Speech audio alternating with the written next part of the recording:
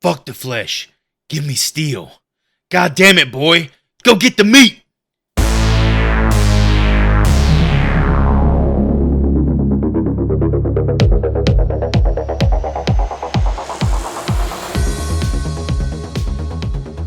This is the Horrible Film School. Take a seat and slowly rip open your Trapper Keepers. I am Chris. And I'm here with Professor Hootie, a.k.a. Trap Daddy. What's up, fellas? It is hot as shit outside, and it is extra hot in this movie.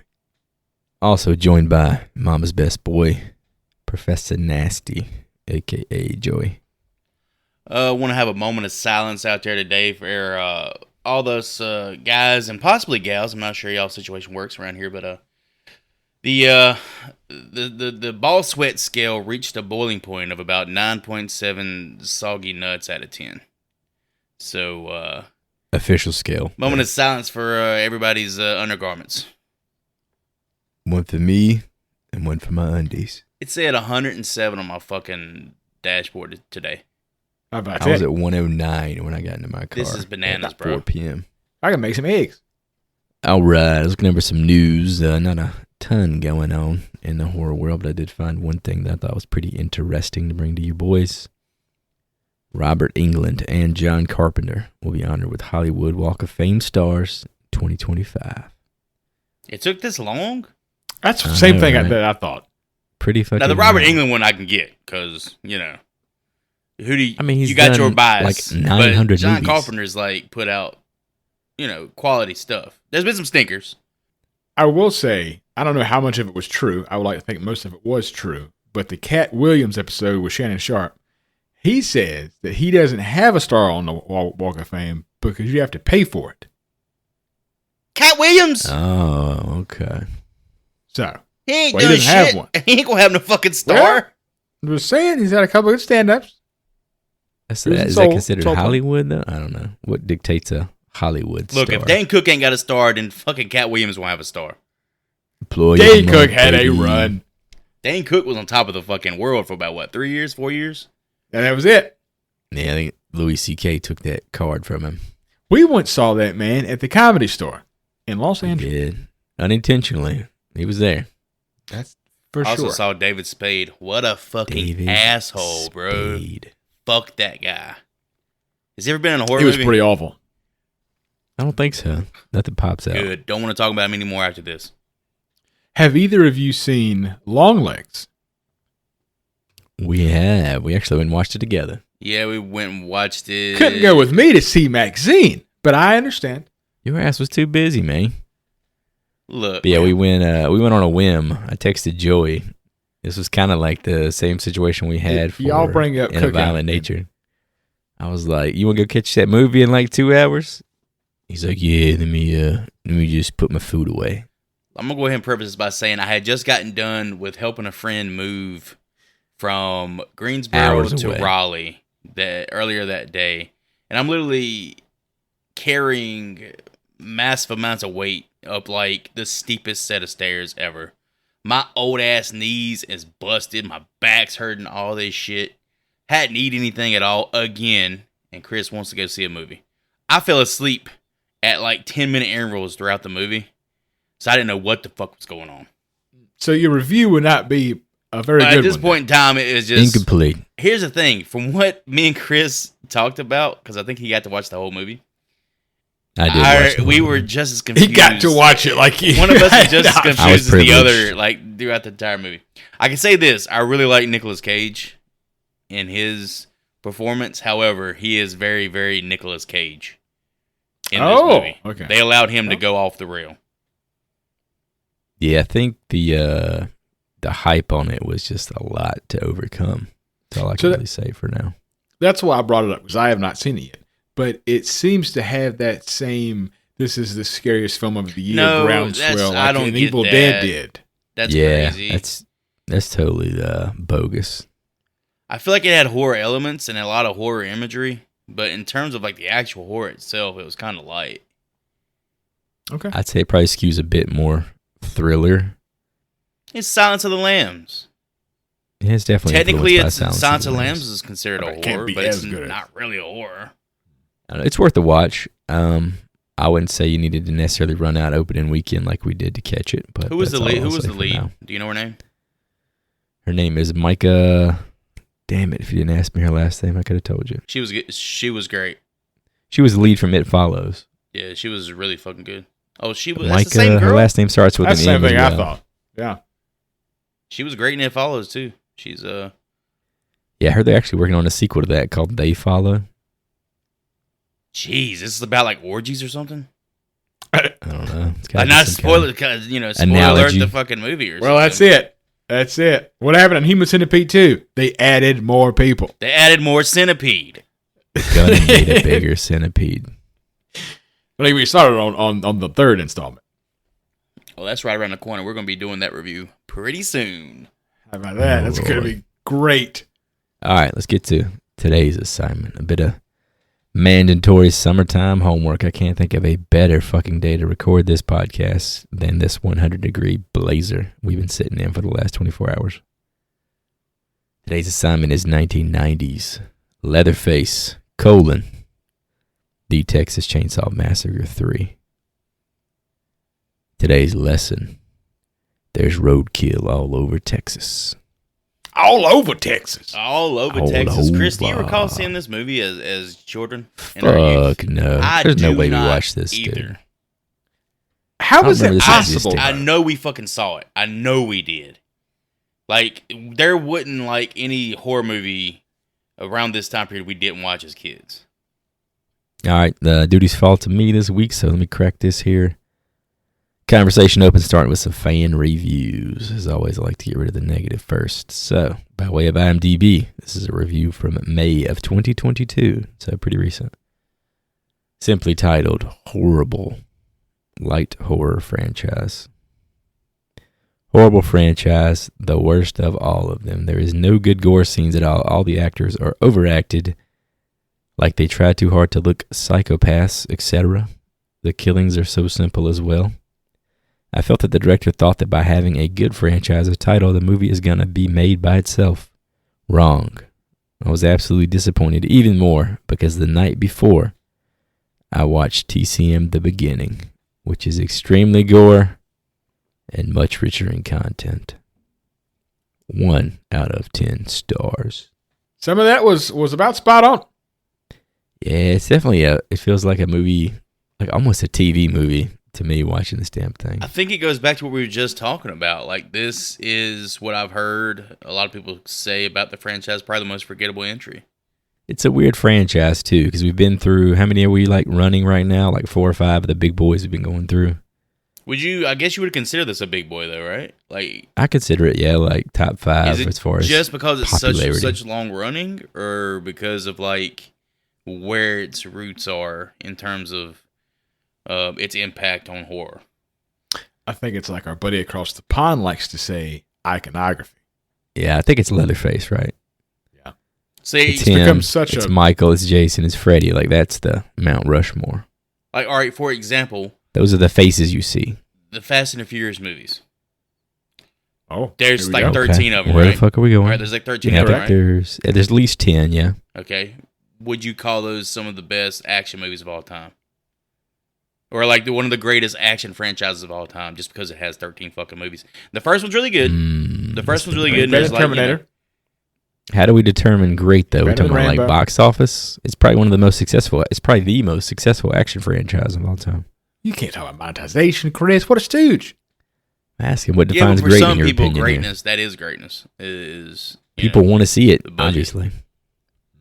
not the budget, but the box office.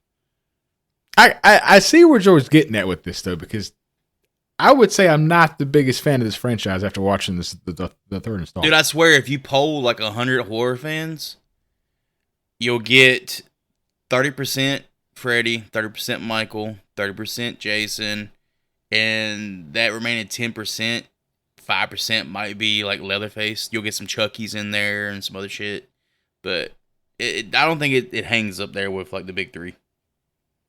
I mean, like I was trying to say earlier, we're going through these franchises like yearly. We've been going through them, and I think this is the first one to like truly dip.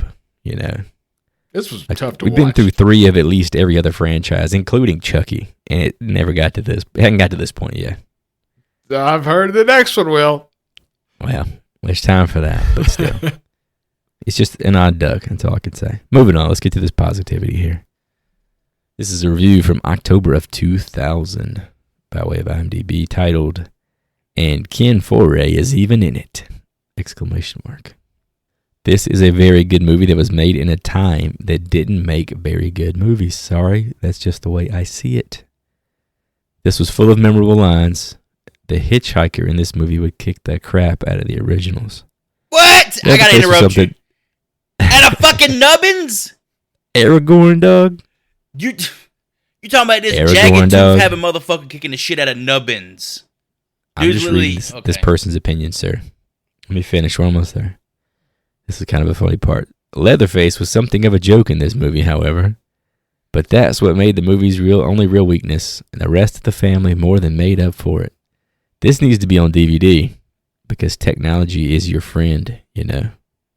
10 out of 10 stars. Fuck, what were they using back in like 2000? Laserdisc or some shit? What the fuck's he Laserdisc talking was a shit.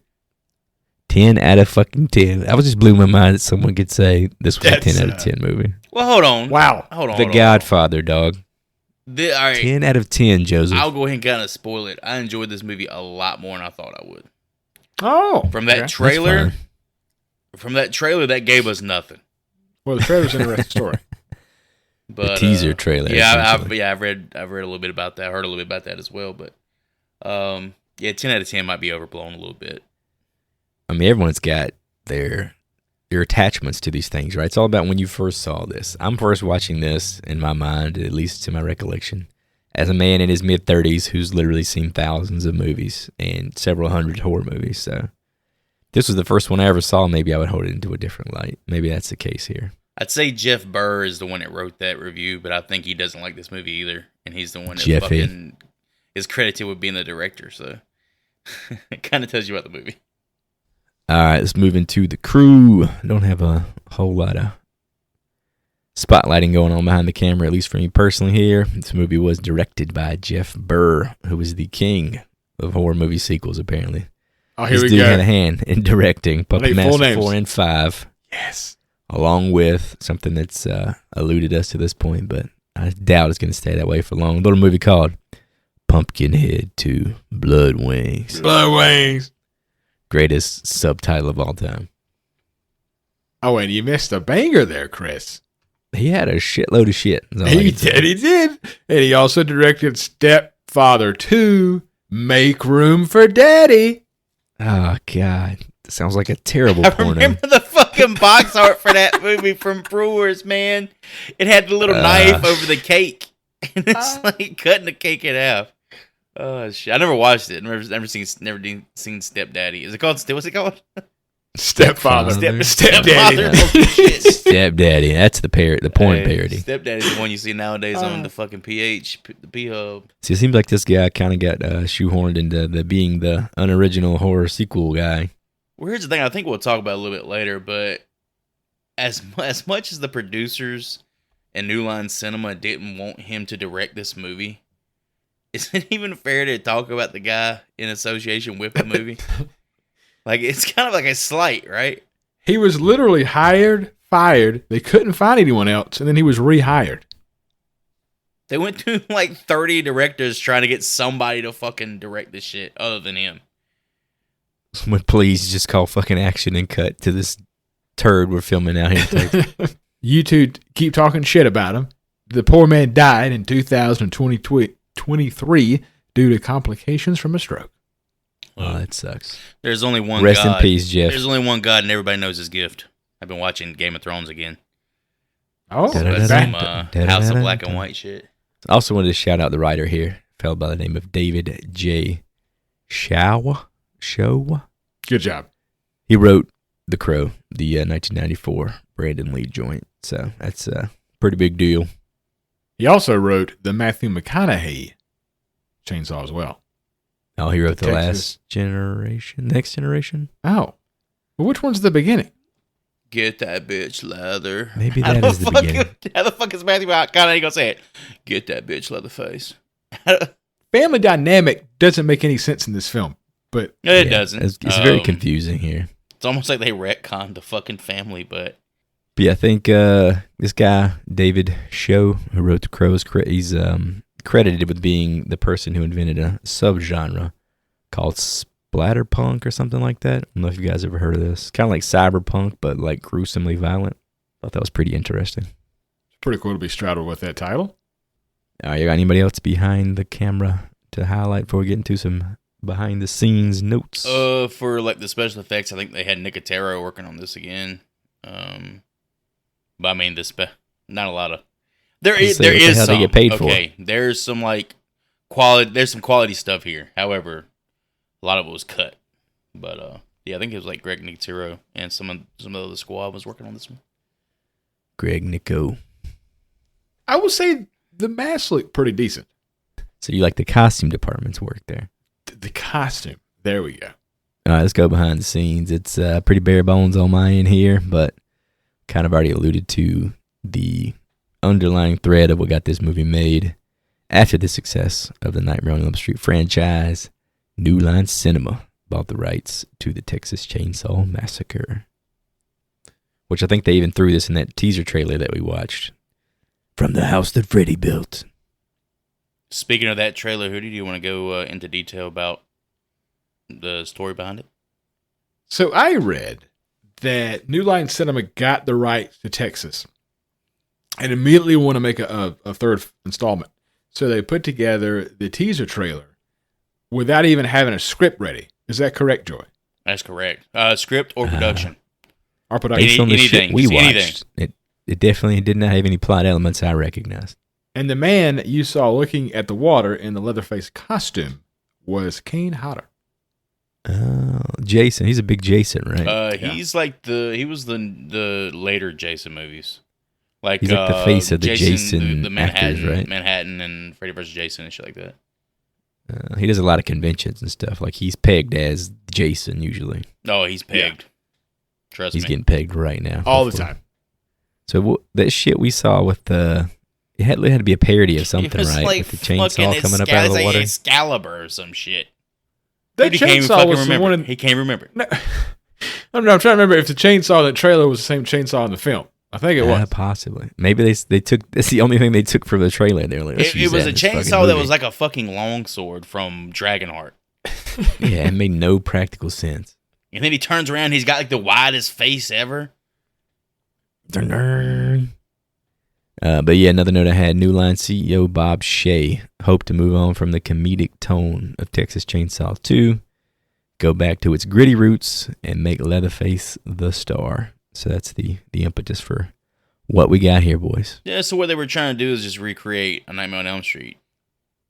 Yeah, like let's make it about our one big bad as opposed to... It doesn't make any sense, though, at all. It's not supernatural in any way. It's a fucked up family. And when you try to make it about Leatherface, who has no real personality because he ain't all there, it kind of is emblematic of the movie itself. Like there's no ideas here in this movie, at least as far as I'm concerned. I couldn't find it anywhere. But is this the first time that he's referred to as Leatherface? He's not even referred to as Leatherface in this movie. He's called Junior the whole time. Well, that's true. I thought But the someone title said Leatherface. kind of gives him a name. Oh, no, in the first movie. Yeah, in the first movie, they call him Leather all the time. Oh, okay. Get that bitch Leather! No, that might be the second movie. That's the Chop second Top. one, yeah. Get that bitch Leatherface. Get that bitch Leather! Dog will hunt! I can't. That motherfucking movie is so goddamn. I love that movie. All right, I might not love the movie. I like Chop Top. But yeah, that's all I got other than the budget and box office. This was a $2 million movie. Box office racked in $5.8 million, considered a commercial failure. And as fast as New Line Cinema bought up the rights, they let them fucking expire. Whoa. Did they sell it after this? I think Is they that just true? let it expire. I don't think they just sold it. Let's just Wow. forget we made this shit. But again, we were just highlighting the fact, I feel like I'm going to harp on this for a while, at least until it fades from my memory, that X was a $1 million movie. This was a $2 million movie in 1990.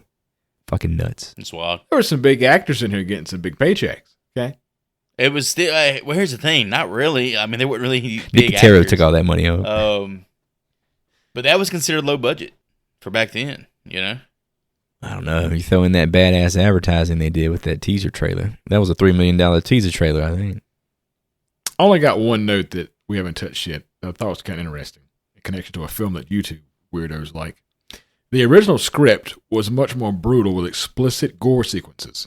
The producers objected to the MPAA. But one of those scenes had a nude man being split down the middle while hung upside down. Oh, shit. I was like, how about someone that? who pulled that off. Mr. Arthur Clown. That would have been so fucking cool to see. It would have. But and why, since Hootie brought it up, I wasn't going to say it, but since Hootie fucking brought it up. Here we go. Clint Howard just joined the cast of Terrifier 3. It's Ice Cream Man? Clint Howard, ain't that the motherfucker from Andy Griffin? No, that's his brother. That's the successful one. That's the ugly one. Well, no, both of them ugly as hell. Yeah, I think Opie's okay looking. What? Clint's a little bit more. That's you my are crazy. Clint's got a little bit more of the. I don't think he would have worked on Andy Griffith quite the same way. He's quite. What's that movie? I am not a handsome man. What fucking movie? I guess was it's Waterboy. Was it Waterboy? Yeah, it sounds like think so. Waterboy. His ass is in The Grinch. Jim Carrey's The shit. Grinch, which Ron Howard directed that. He's deputy mayor. Yeah. But all right, boys, you got anything else to touch on before we get into the rambunctious plot here? So yeah, this was the final movie to be given an X rating by the MPAA before that certification was retired and replaced with the NC-17. So this movie even destroyed the cool ass X rating. God, if we got the movie they originally shot in the original script. I don't think they ever shot it though, right? It was shot down by producers before. Well, no, I'm just saying a lot of the shit that was shot was cut and lost forever. Yeah, I'm shocked there's not a director's cut of it. I don't know if he wants one, but yeah, I think he just moved on, got his paycheck, living his life. But if you think about, we're talking about the script here, how the original script may have had better and more interesting ideas and sequences. This is 1990, so 4 years later, the same guy writes The Crow. So obviously he has it in him to write something of substance. So that script may be, if someone could dig it up, worth a read. Yeah, I'd love to get my hands on the original script just to see, because it was like Hootie said earlier, it was supposed to be far more gory and far more violent. And I couldn't help but think after reading that little tidbit about the scene splitting somebody in half that Terrifier did that along with a lot of other very brutal shit, and that's an R rating. All right, boys, without further ado, let's get our Texas on. A little bit of that Texas Pete hot sauce. Just God bless dripping Texas. down your forehead. Oh, we got to sing at least one song about Texas as we fade. Oh, we got to do the God Bless Texas song. We won't sing it together. Brought down angels from the promised land and gave them a place where they could dance. If you want to see heaven, brother, is your chance. Well, I've been sent to spread the message. He's going deep. Boom, boom, boom. God bless Texas. God bless Texas. Damn, I want to go to Texas and just Patreon. just head back home right afterward because I would hate it. Man, I got to go back to 1995 just to listen to some 104.1 WTQR for about an hour. And fucking Aunt Eloise, baby. 7 o'clock in the morning. Heading to Yeah, school every bitch. damn morning. I always thought that was an old woman. That's actually a man, dude. Did you know that? That was a dude. Yeah, it was like an actor, right? A comedian. All right, let's rev it up. You remind me of my last girl, down in Tupelo. Well, you're gonna go down below. Is it soup yet? After a chase, Leatherface, played by R.A. Milhalov, who you will know from absolutely nothing else, kills a young woman and begins to make himself a fresh mask while a young girl watches from a nearby window. She rolls out real quick. It's kind of fucked up that you glazed over R.A. Milhoff. R.A. Milhoff, from what I understand, only got this job because he went to college with the director. I mean, he appears in another pretty big time horror picture. Oh, What else has he got? say it. Blood Wings. Oh, yeah. God. You got I wonder half of why. this cast is in fucking Blood Wings, all right? It's because it's the damn director. Yeah, This but is his still, you homeboy. got to give the guy So- credit, man. if you love this film, you're going to love Blood Wings. Okay. Was that a fact? You put that out? Don't put a fucking stamp of Making me approval dread on fucking that. Blood Wings? Don't put a stamp of approval on that. How much did this remind you of the opening of Nightmare on Elm Street? Freddy building the gloves and in all the that good cuts stuff. and stuff like that. It was very reminiscent. It definitely felt like, all right, New Line is like, all right, this is our property now. We're going to give it the Freddy treatment to start out. It worked with I was that, hopeful for the so first it 5 worked. minutes. I would say, yeah, that definitely intrigued me. I mean, it was a straight ripoff of their own franchise. But the sound effects with the scissors was sweet. I thought it was fucking great. However, I will say this. There has never been a horror movie I've watched, like an opening to, that's made me crave Jesse Jones bologna more so than this fucking movie. That shit looked just like bologna when he was cutting it up. Mm. And I'm sitting here with a hungry tummy, and I'm salivating. I'm thinking, throw that shit in the fryer. Boy, that shit'll fry up good. Fried bologna sandwich. Okay. I didn't have that feeling, but you do. You do. We all have our own little journeys to this film. What'd you guys think about the voiceover crawl at the beginning we had? Dog fucking shit. Yeah. Sawyer died. Sound like a in the goddamn gas robot. chamber. It sounded like you had chat AI GBT bullshit going on. The phone thing that just reads text. Mhm. It sounded like that. It was terrible. John Larry Quett, you were dearly missed for this. It didn't even have the snapshot that's famous for this franchise. You Yeah, like that? the audio of the camera going off. Yeah. Photographing evidence.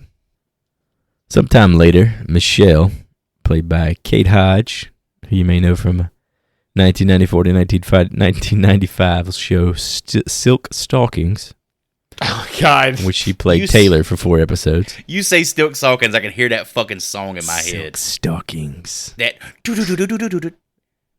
Sexy neo-noir. The amount of times this show gets brought up on a horror podcast. This is a staple of the fucking mid-90s, apparently. Maybe it was just their first I boners. jacked off to that fucking intro like several times. La Femme Nikita. I just remember those same Oh. promos running all the time. And boyfriend Ryan, played by William Butler, who you may know from Friday the 13th, Part 7, and 1990's Night of the Living Dead. Passed through an excavation site before reaching the Last Chance gas station.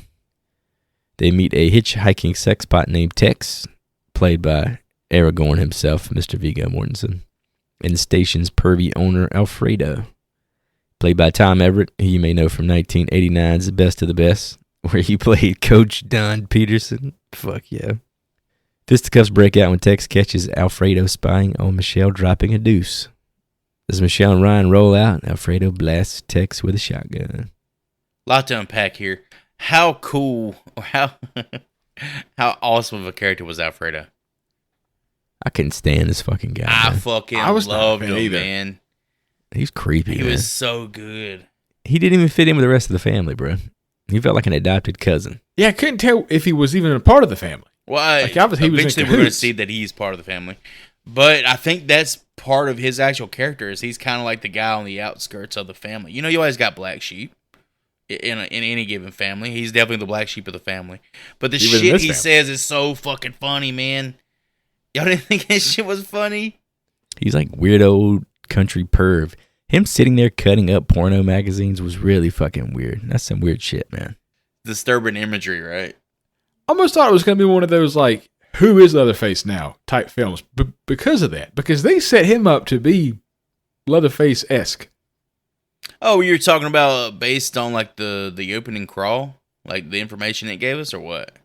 Yeah, the opening crawl made it seem like the real Leatherface is still out there running around. So, like, could be impersonating them. Yeah. Oh, so you think this is like a masked person situation? I guess. Yeah, well, like what I've heard, the next installment of Jason kind of has the same setup.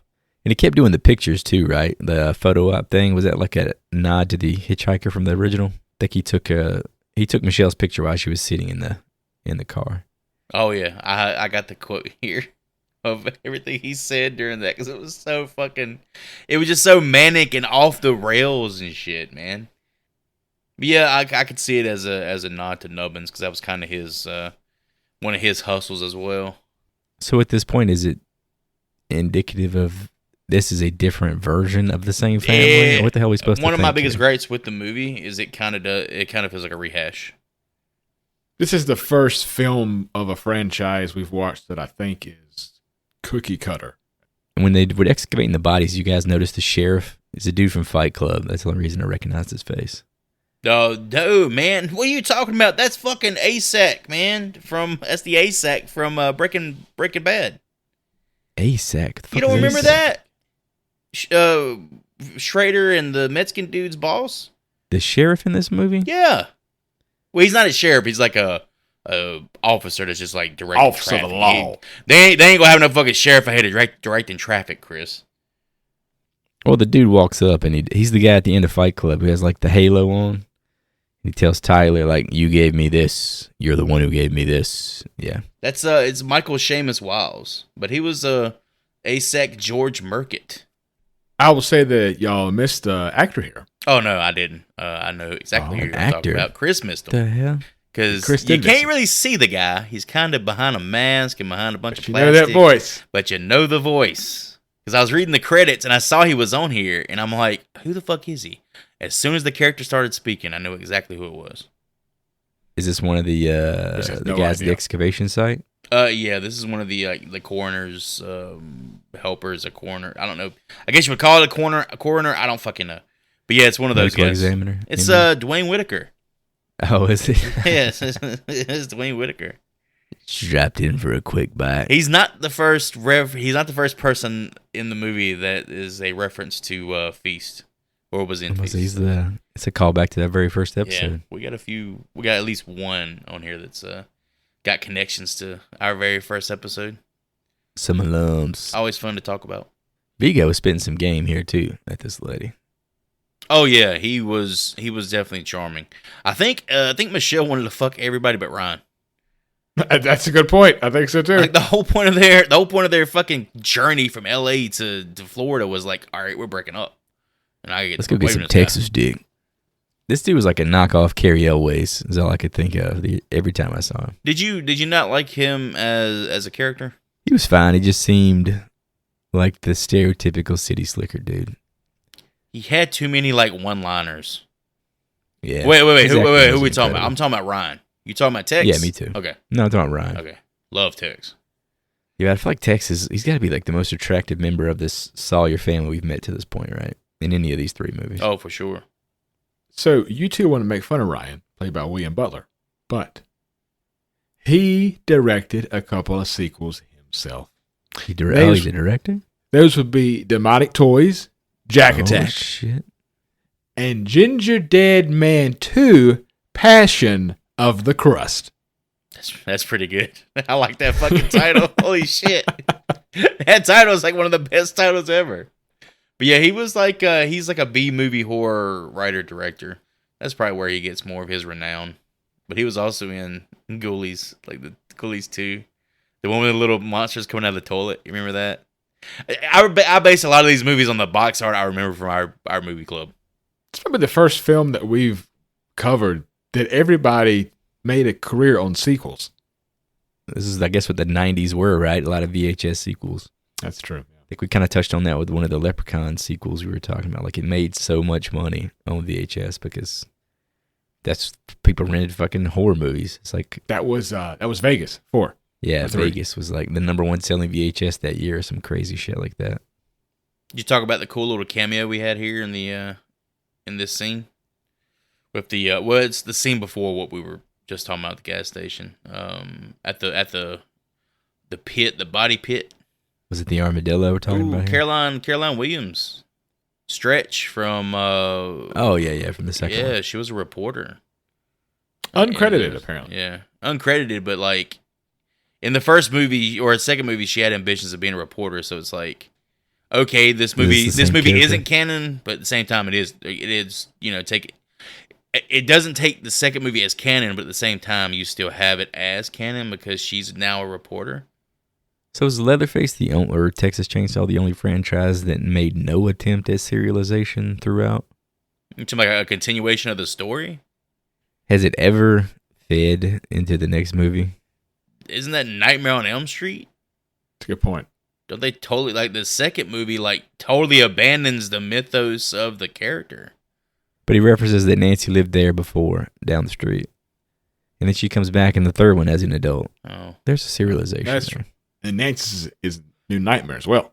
Well, in this movie, like, the Sawyer family is the same sort of thing. Then, if you're using Nancy, it's like every movie is just an attempt at, like, all right, let's just get all these fuckers back together and do it again. Because that's the thing about the Texas Chainsaw movies. It's not really about Leatherface. It's more about the family. It's just Leatherface just happens to be the kind of the face of the family. And don't fucking ask him to spell food. It's like that fucking meme where that girl says, "It's when I saw that face that I knew." And it's fucking Leatherface. No, what she said, those eyes or some shit. I don't know the fucking meme. All right, I'm 37. Know your memes, dog. You're old. Viggo Mortensen played Tex as though he were secretly gay. Well, at one point he does wear a really like frilly schmuck. Like it's obviously a woman schmuck. Yes. I think it's just interesting that as an actor you get the script for this movie and your question's like, what's the sexuality? Is my of this character guy? homosexual? Viggo was ahead of his time. I'm just saying. He's trying, man. He's trying. I read that before I watched the film, and I had it in my head, and I saw it. Ryan and Michelle become lost until a nice man in a large truck throws a dead coyote at their windshield. As Ryan It's hard changes to read that fucking sentence or hear that sentence and not fucking laugh. Like how Texas can Texas get is a fucking armadillo or a goddamn fucking coyote. Here's a hitting your coyote, window. bitch. As Ryan changes the flat tire, Leatherface attacks, but they drive off unscathed. Ryan fucking sucks. That's my one note about this section of the movie. This dude just fucking sucks. Wait, whoa, bitches hold a on lot. now. He just did the one thing to like actually save him. Like, why does he suck? You think she could have changed that tire by herself? I think she would have Ain't been a fine. damn way. She would have been fucking. She would have been chopped suey. He seems like he's slowing her down. That's crazy. She could have been riding balls deep with Tex. He made her take that random road, which She keeps went over moving here. the fucking flashlight. He can't even change the tire. The bitch won't stop. She's scared, dog. He's You see trying what's coming? He's trying to change his fucking. He's trying to change his tire into complete fucking darkness and put on like 6 lug nuts. She's literally turning the flashlight around, looking every which fucking way. I hear something, bitch. Where she's hearing the. I'm scared. The more I can see, the faster I can get this shit done. She's literally a detriment right here. That's crazy. You think that Ryan ain't? I don't like Ryan either, but it's crazy you think. I'm getting confused. That dude just bitches a lot. Well, I What think about to being a real man? I guess is kind of the inverse of all this. they say early in the movie that these two are from California. So Yeah, they're definitely paint him as those yuppie I think fucks. they're just painting him in a certain way by making him be kind of bitchy. How'd you feel about Leatherface here? He kind of came off as like a haunted trail version of Leatherface to me. I was like, what the fuck? He just pops up out of the dark. It's probably now? one of the most genuine scares of the entire movie, in my opinion. The movie's not very scary. We can say I that. agree. That's what I'm saying, but there's no like. I never felt him like pursuing them. Yeah. He just fucking popped. There's up no like he's in a no. haunted There's trail. no build up. Like I guess the build up because we see. Doesn't the camera cut to like his legs like walking and then you see that leg brace and you hear You the got the brace, squeak. yeah.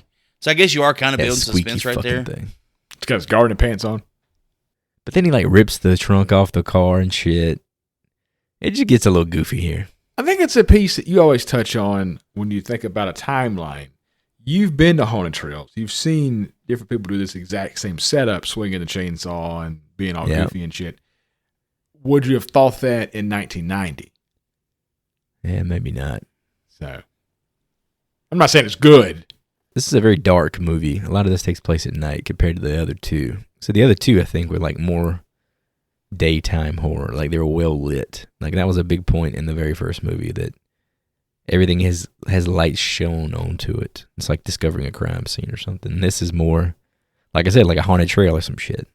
I actually got a cool little behind the scenes tidbit since you graciously moved us in that direction. A big reason the movie is so dark during these sequences, there was like a lot of wildfires going on, so they didn't want to like illuminate a lot of the background because of the wildfires and stuff. Oh, the actively smoking in the background and shit? Yeah, like actually Wow. burning. This was shot about 6 miles from a Six Flags. You can hear people screaming in some scenes. That's what fucking happens when you film shit in California trying to cheap out, man. This wasn't a Texas production? No, this is the only one that's in California. Well, I think up to this point. Yeah, the studio really cucked the production on this movie. Like they wouldn't let them film in Texas because they already built like sets in California because it was so cheap compared to Texas. Well, if they're coming off of like all the Freddy success that pretty much built their studio, it's like they wanted this movie not because they wanted to make a good Texas Chainsaw movie. They just wanted to make, that's a good cheap franchise. They just wanted to make Gobble money. it up I mean, yeah. and make $30 million off of it. And it definitely comes across that way. The couple, along with Badass Benny, played by Ken Foray, who you may know from Dawn of the Dead, or better yet, 2007's Halloween, as Joe fucking Grizzly, bitch. God, dude, let me do this shit. God, Can I I do this fucking shit? love Joe Grizzly. I've never seen a cooler death on the fucking toilet. Let me That's introduce something right there. myself. I'm Joe Grizzly, bitch. Dude, all right, Rob Zombie can't tell a fucking origin story for shit, right?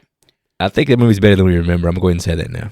I'll be damned if I don't want to see what led up to Joe finding himself in that bathroom stall that night. You know what I mean? I want to see the origin story of Joe Grizzly. Exactly. Joe Grizzly feels like a fucking Tarantino character. That's just how badass that dude was in that movie. There was another movie he was in. You said Dawn of the Dead, right? Yeah, he was in, that's the OG, right? Hoodie from 70. Well, that's Hey, the thanks. Savini remake, isn't it? No, that's Night. He's in like the one that people like. Hoodie's got the poster. Yeah. That's fucking... Sign back in for it. No, you talking about a franchise is confusing. This fucking franchise, the of the Dead, shit is confusing to me. Oh, yeah, it's because there's so damn many. There's like 30 of them, right? 1986 is a movie. You talking about box art? It's called From Beyond. Oh, The yeah. box art is like this guy's face being pulled, like not really apart, but being like stretched. I always remember seeing that shit at Brewers as a kid. And it's a Jeffrey Combs movie. Reanimator, I think the team behind Reanimator worked on this. I definitely want to cover that at some point. Is Foray in that? Yeah, Yeah. he's in that. Oh, okay. I had a note on Mr. Foray. Go ahead for elaborate here.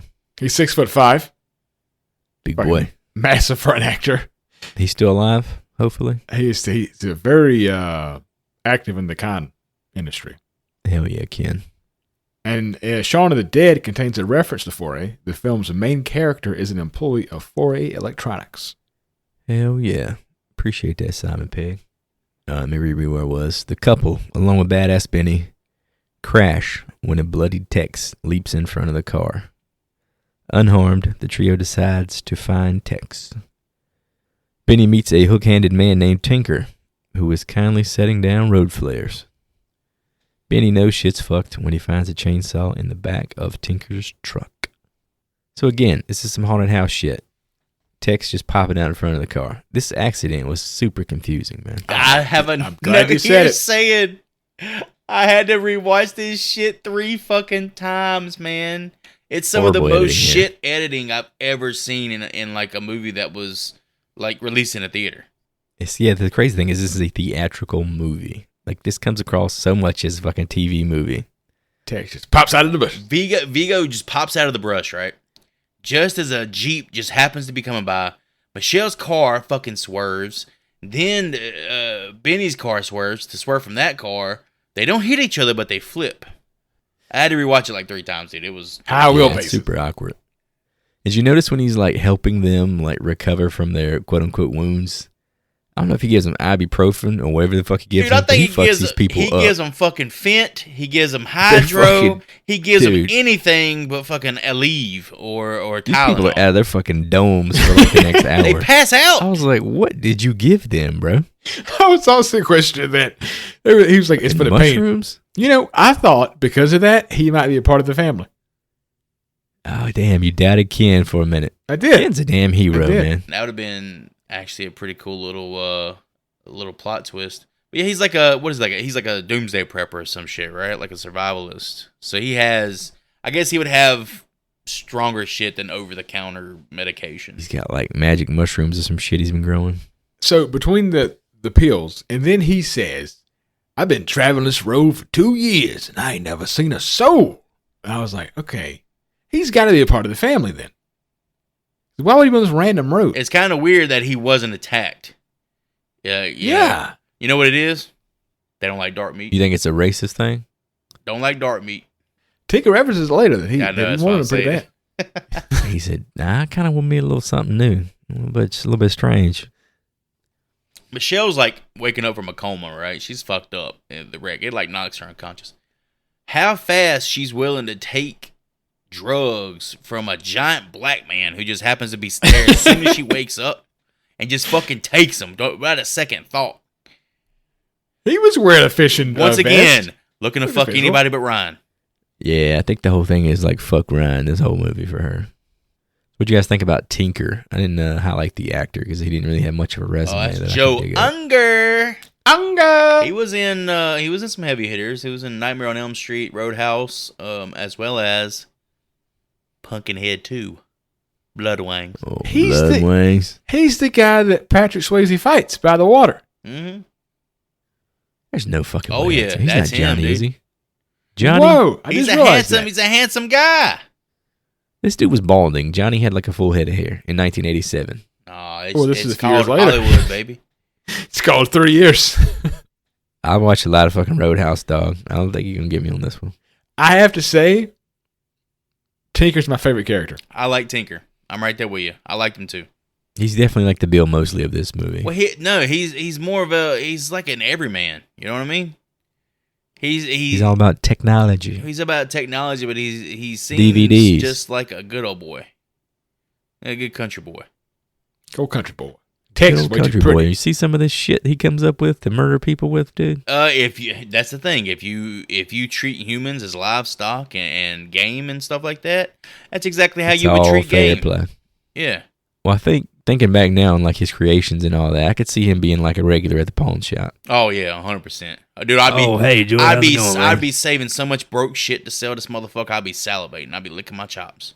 Joey would be like, this dude gives us jerky all the fucking time. So yeah, we hook him up with discounts on stuff. What do you call this? That's long pig. Benny rolls out, gun in hand, only to lock horns with Leatherface himself. You know that's bothered me right here? Sorry to interrupt you. Benny's trying to load up a magazine and a firearm, right? Yeah. It's like a 30 He round. needs one It's a bullet. 30 round magazine. This motherfucker's taking 30 seconds to load this fucking shit, while this guy is patiently waiting for him, giving him all the chances in the world to shoot him.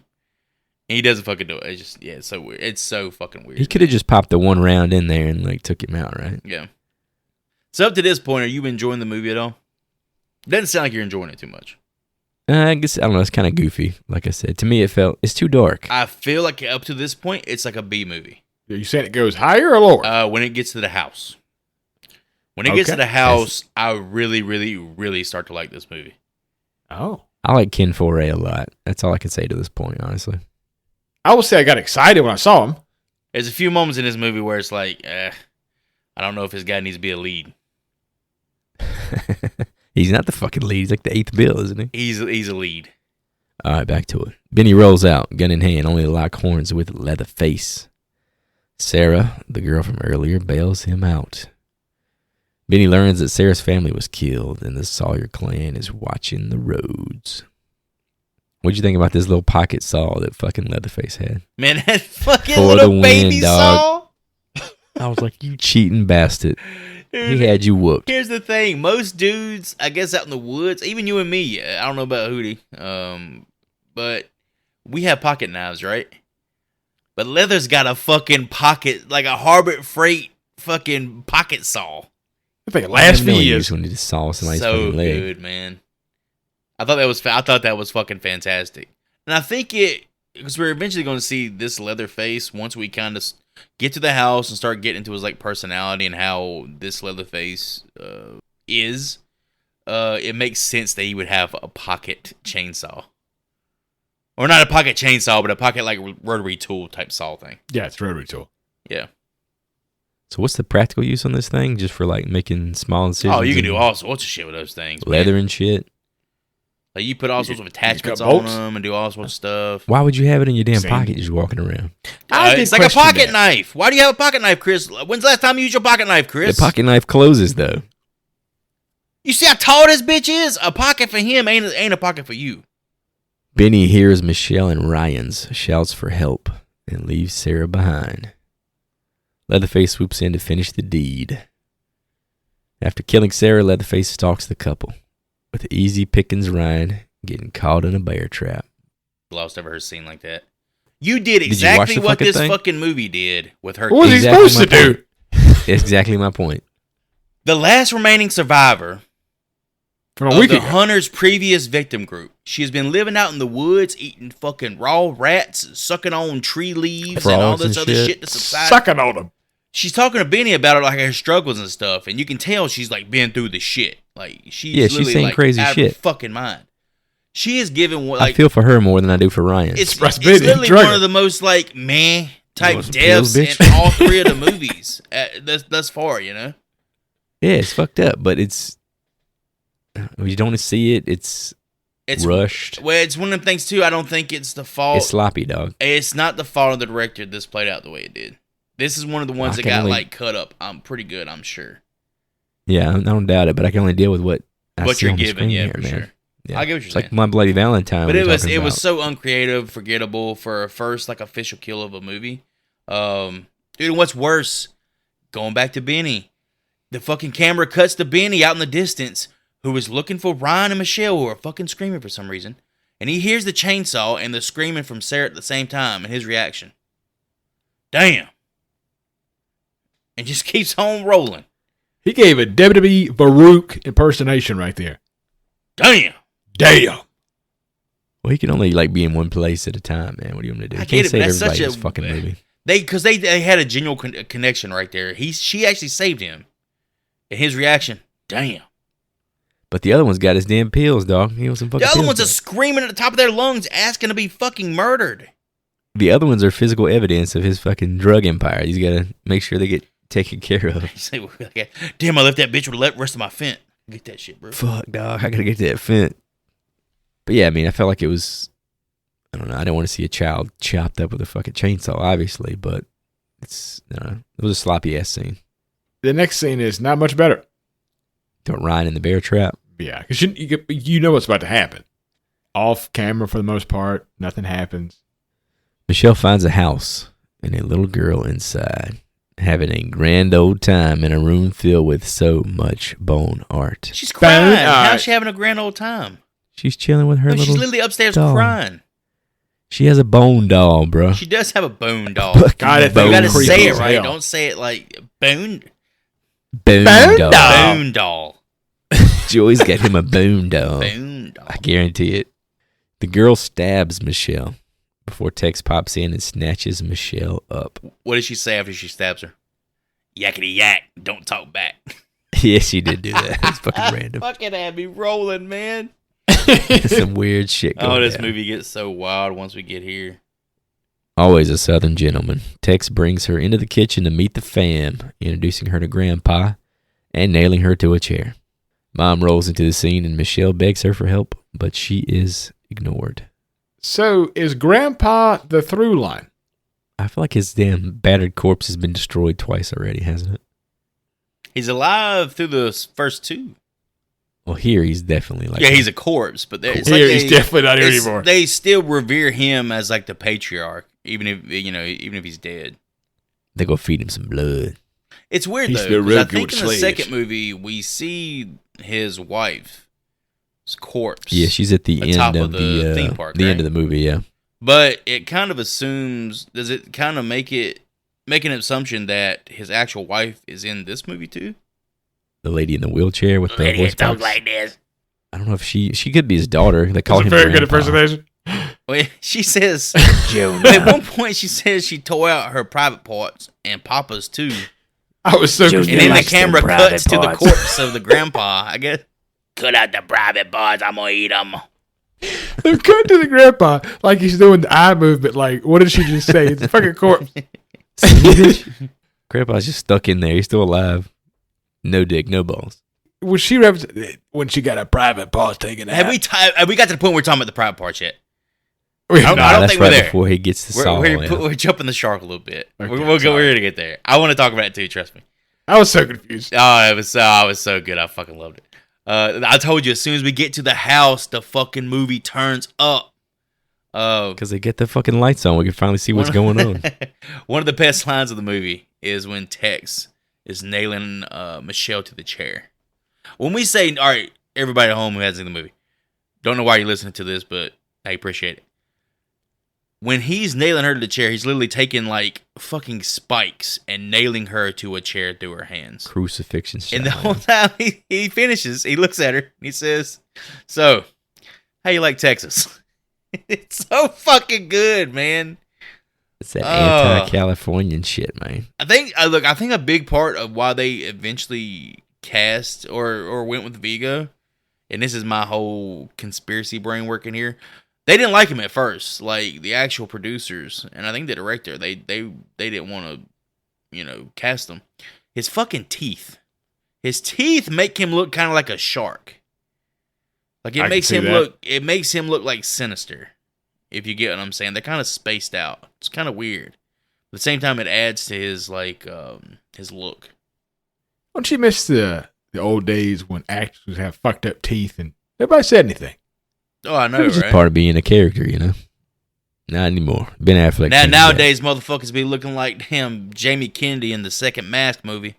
Them goddamn big ass big teeth. pearly whites. Oh, Yeah, Fucking bro. shit. Imagine getting one of them around your fucking Johnson. What do you think about the bone room, Joe? The bone room. very not. A little gross. I mean, everybody Little knows gross. I'm a fan of bone art, but it doesn't have the What about same. bone It doesn't dolls? have the same. I love the fucking bone doll. I'm talking about that later.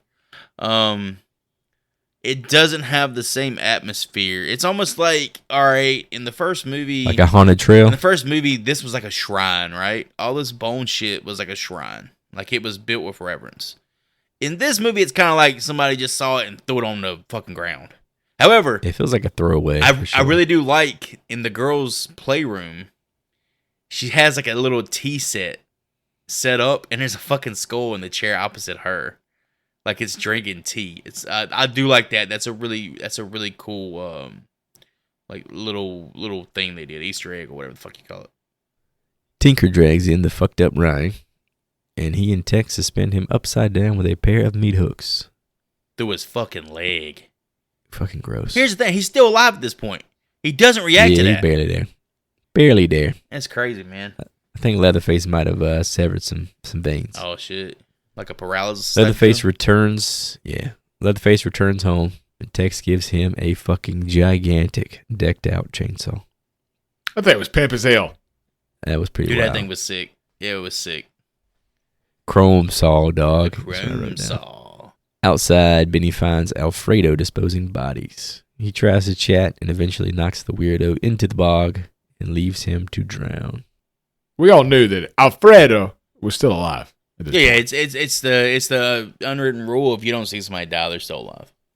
Yeah, this happens a lot in the last 30 minutes of the movie, too, which got a little annoying. We got about 4 of these off-camera, not really dead things going They on. just keep coming.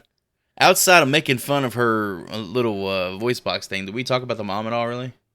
Well, the actual actress is played by Miriam Bird Nethery. She's the real life wife of Clu Gallagher and mother of John Gallagher, the bartender from Feast and the movie's director. Oh, shit. In that order, yeah. Remember the fucking bartender, the guy with like the He was Joe a good Biden. part of it. he had the cool like earring or some shit. He looked like Yeah. Joe Biden. Yeah. You think you called him Joe Bad? From like 3 years ago, not now. Yeah.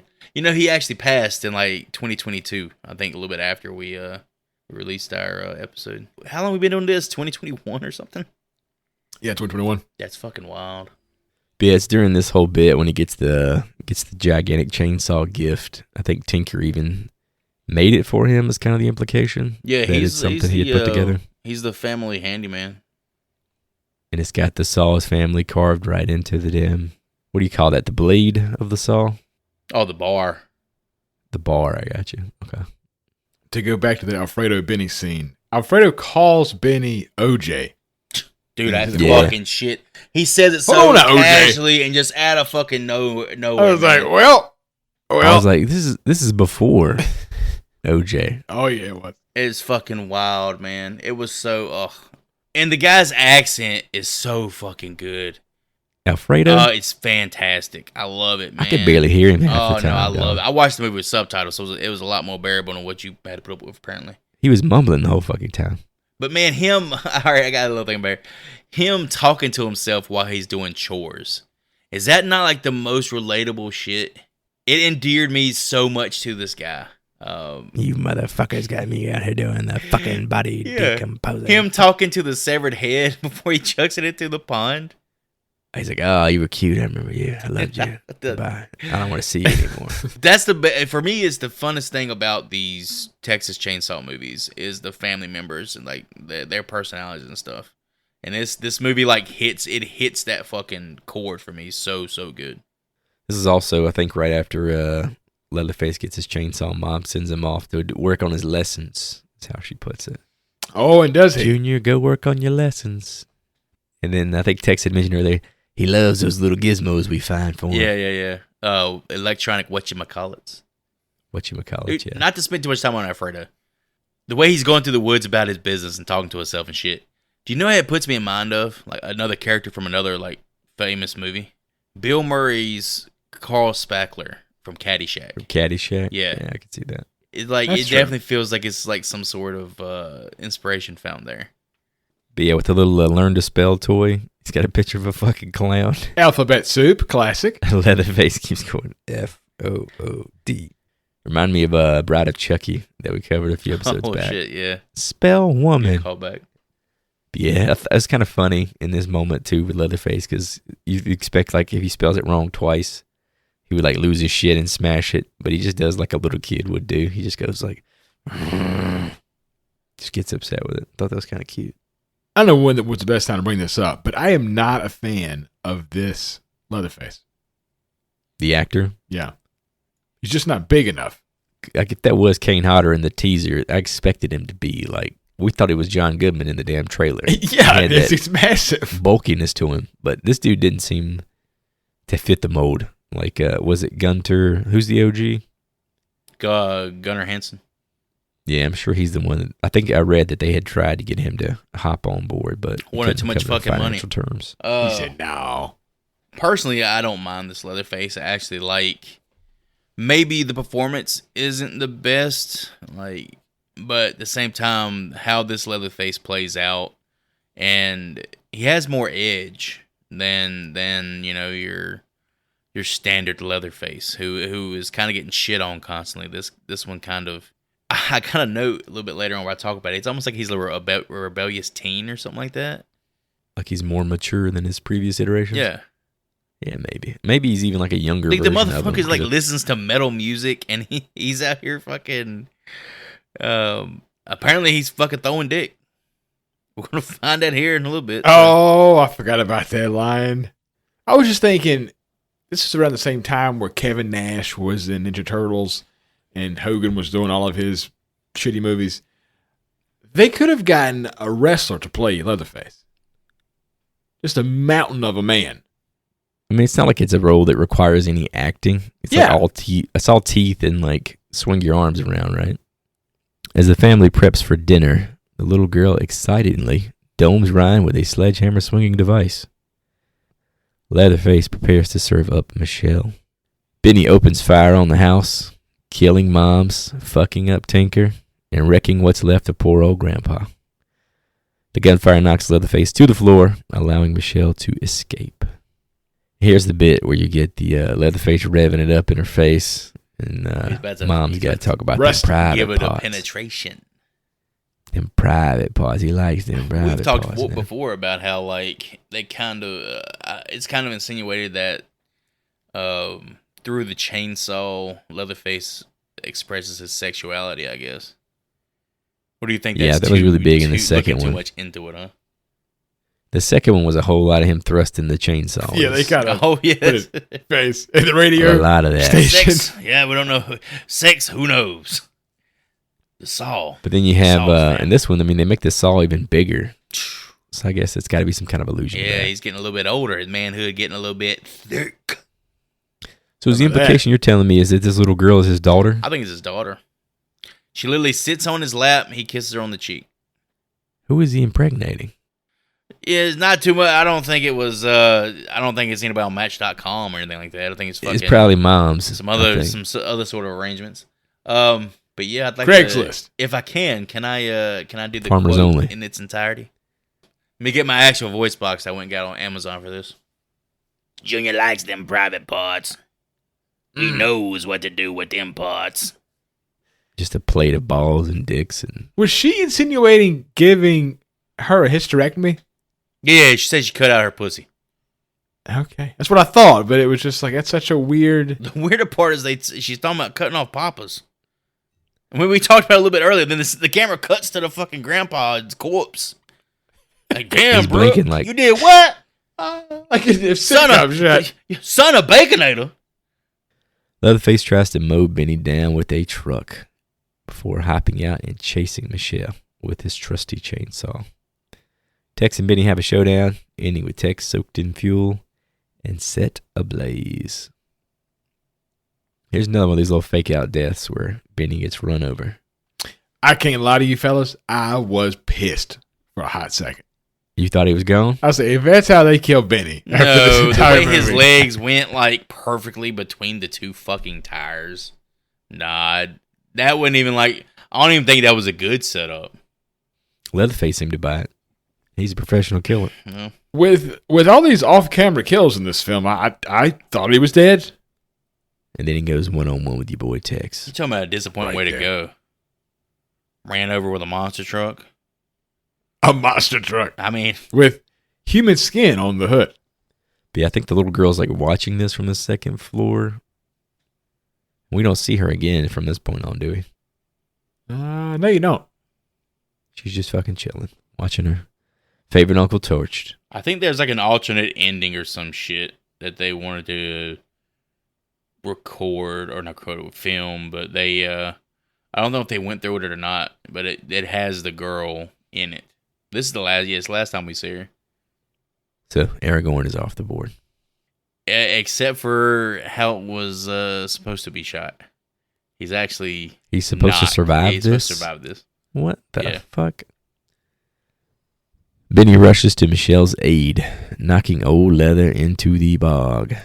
The pair duke it out, and Benny appears to die when Leatherface forces him into the blade of a running chainsaw. Leatherface turns his attention to Michelle, who grabs a nearby rock and rocks his skull with it on repeat. There's so many things in this scene that piss me off. I liked her bashing that dome, though. That was really cool. When she gets out of that fucking chair and she becomes like, all right, I gotta survive by any means necessary, she's bad fucking ass. She becomes like Sarah, like the ramblings she's got going on. Yeah. Losing her fucking she mind. Keeps hitting him in the head. She's lost her mind. She's fucking telling him every time she hits him in the head, sorry, little guy. And she just keeps getting more aggressive with it over and over and over. It's so good. Yeah, this was her best scene, I thought, in the movie. Benny's getting cut in the back. In the darkest shot, I think, of the whole movie. I couldn't tell what the hell if it was him. I don't know if it was him getting cut or Leatherface. This is actually another fake out death. This is actually the scene where he is supposed to die. However, they liked his performance so much, and his character so much, and his charisma so much. Brought him back to life. This wasn't the end for him. As dawn breaks, Michelle reaches the main road and rests before Alfredo's pickup rolls up. It's Benny! As Benny helps her into the truck, Alfredo pops up and clocks him with a sledgehammer. Michelle eventually shotguns the sick bastard before the two finally drive away. Watching them ride off, Leatherface revs his chainsaw. And that's the fucking movie, boys. How about that? Wow. What a film. 3 more fake outs right there at the end. Joey looks very disappointed. Alfredo coming back and you not quoting any of the shit he said. He did some good You're stuff. fucking crazy. This guy was so good. I'm not reading the damn script. I'm telling you what happened. It's knock time in Lubbock and I'm back. But he's doing it in his fucking crazy voice. It's knock time in Lubbock and I'm back. And I guess Tinker lived. He insinuates or actually says that he's going to fucking bleed to death by morning. He says something along the lines, I'll be having breakfast in hell or something. Oh, yeah. Okay. Yeah. Oh, yeah. When Benny fucking mag dumped into the goddamn house and was shooting up the damn grandpa took 3 or 4 to the face. Grandpa got fucking shredded. Well, Grandpa couldn't move. But got shredded. Mama got Grandpa's fucking shredded. dick just went flying over his shoulder. How many dicks does Grandpa have? I understood that Tinker got shot. I just didn't realize that it was a failed shot. The movie is so fucking confusing with how people die, either off screen. The wild part is this ending right here is not the ending the director actually filmed. This was filmed by the Someone fucking else shot this? producers and the studio. Fuck, man. I mean, they obviously want a way to continue the story. Otherwise, it's like over, you know? So when she comes to daylight in the desert, that's producer shooting that. What's supposed to happen, and I think it was like a couple of different variations. In one, a police car pops up that has Leatherface and Alfredo in it, as well as the girl in the back. And they pull up and they just like side-eye the girl and they drive off. And in another one, a police car is driving away from it, past her, and the little girl's like looking out the back window, laughing at her as they drive away. But they decided to go with the one they can actually continue the story of Leatherface with, just in case the movie made some money. Could you imagine the producers calling up Ken Forey? Hey, we want you to come back in. We're going to reshoot the ending. You're actually going to live. Oh, okay. You're the hero of the piece, we decided, watching the dailies. All right, boys, that there wraps up another hot, nasty summer in Texas. What piece of memorabilia are we taking home from Leatherface?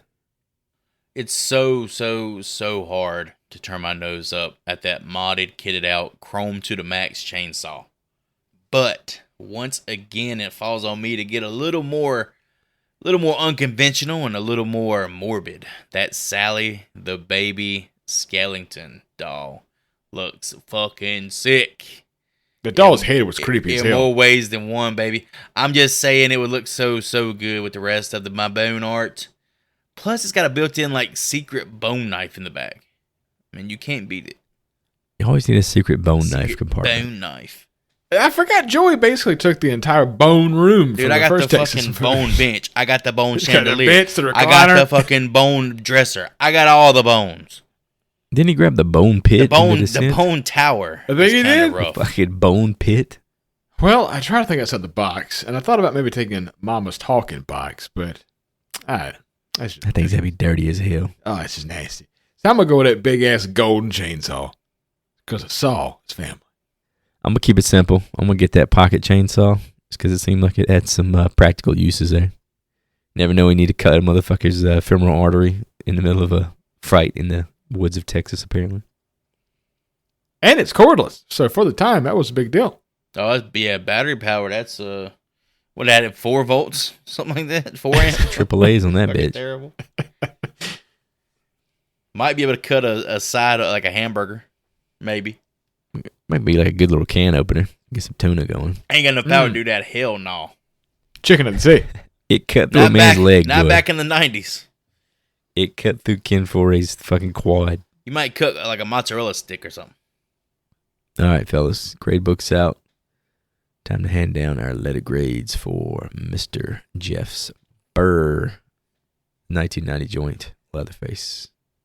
1990's Leatherface 3 is simply put, rinse and repeat sequel that brings almost nothing new to the franchise. The plot is bland. The landscape is clearly not Texas. From the way they go from the desert to the swamp land almost instantly. Not even the horror legend Ken Forey or King of Middle Earth himself, Viggo Mortensen, could save this train wreck of a film. If you're a fan of this franchise, then maybe I could see why you would like this installment, but you would have to be diehard as hell. And I know I'm not. I give this film a D.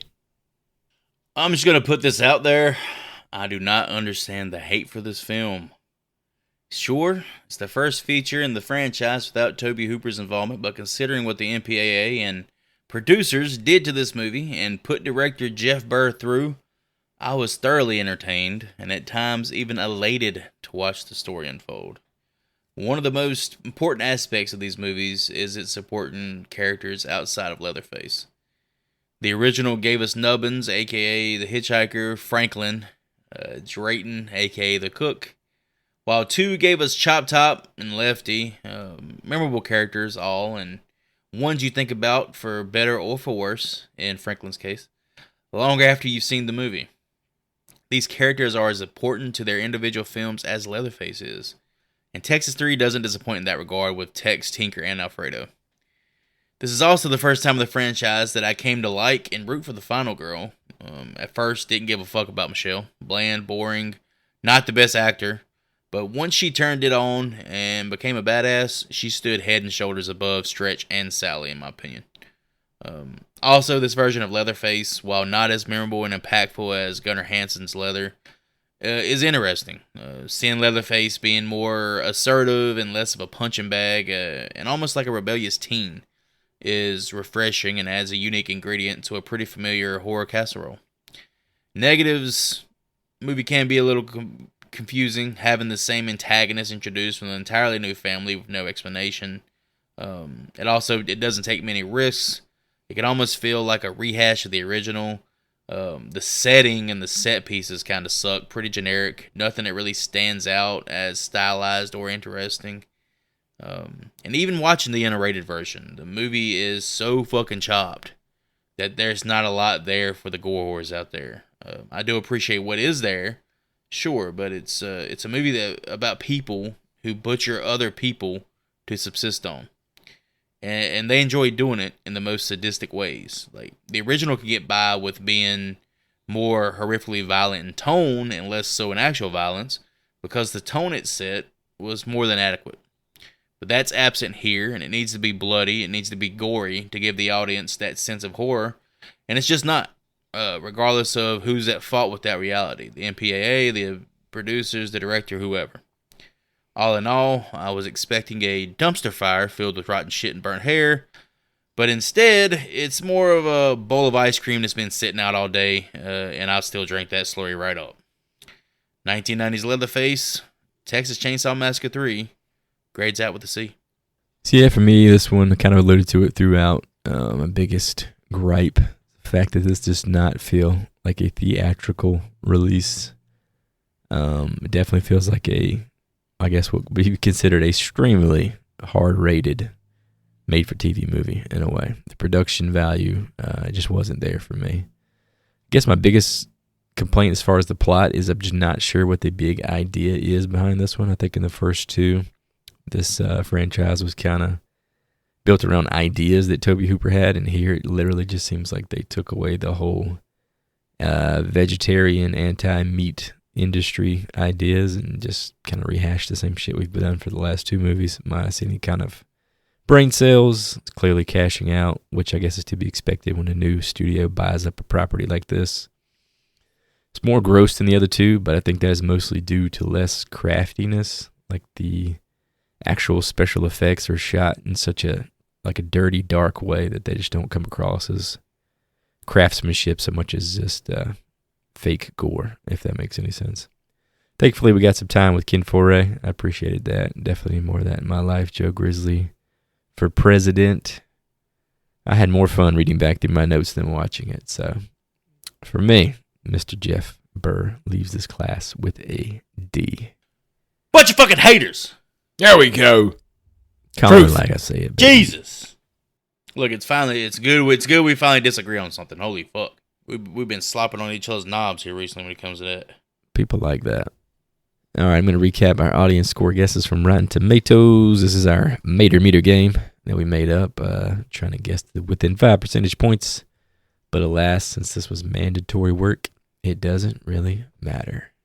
And of course, when it doesn't really matter, only one man is fit to step up to the plate and crush it. Recapping these guesses, Joyce said 25, Hootie said a 32, I said a 40. The actual audience score is a 33-0.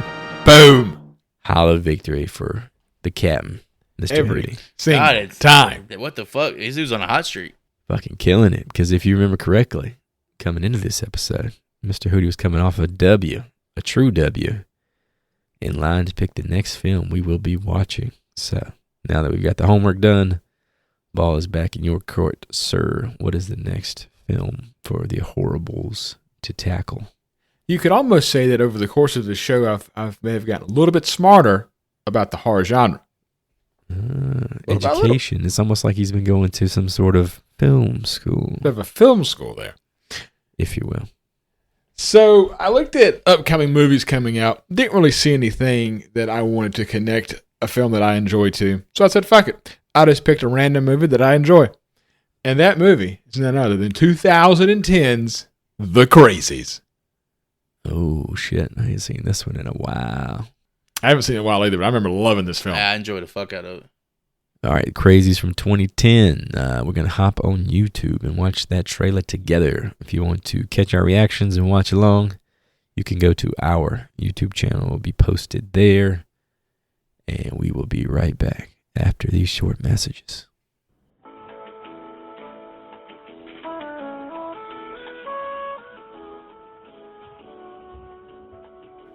Just to recap how this game works for folks, we're going to take a guess at that Rotten Tomatoes audience score.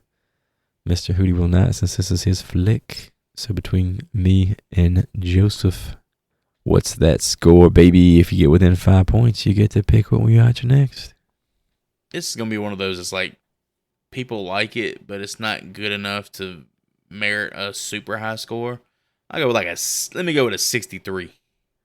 Damn, really? Yeah. Okay. Oh, you think that's low? I think so. Really? I'm gonna go 80. Damn, fuck, shit! There we go. There we go. You tell me this is better than Troll 2? Joey said this movie's dog shit. Not incredibly, just on some level. Probably not going to have a popcorn sex scene, though. Damn, I forgot about the popcorn sex. All right, doing a quick search across the internets just to see where you could watch The Crazies as of this recording. Looks like it is available on the Roku channel with ads, whatever that is. Okay. That's the first time a podcast has ever fucking hyped up the Roku channel. Hoopla. Shout out Roku channel. Hoopla, can we get a sponsorship Roku channel? Hoopla. It's a free way to stream it in the U.S., so there's that. Hoopla. And also buy rent through the usual suspects. Amazon, Apple TV, all that good stuff. Hoopla is fucking a part. Hoopla. Are you about to hype Hoopla? Are we actually sponsored by a fucking Hoopla? Hootie's like, let me tell you about Hoopla. Hootie just started it. It's called Hootie Hoopla. This is Hootie's production. Can I just get my damn bit out of here? It's like that motherfucker the other day with the damn son of Baconator. Fuck is it? The son of who? Yeah, right now. Can I get a son of Baconator? Huh? Hoopla. What the fuck is that?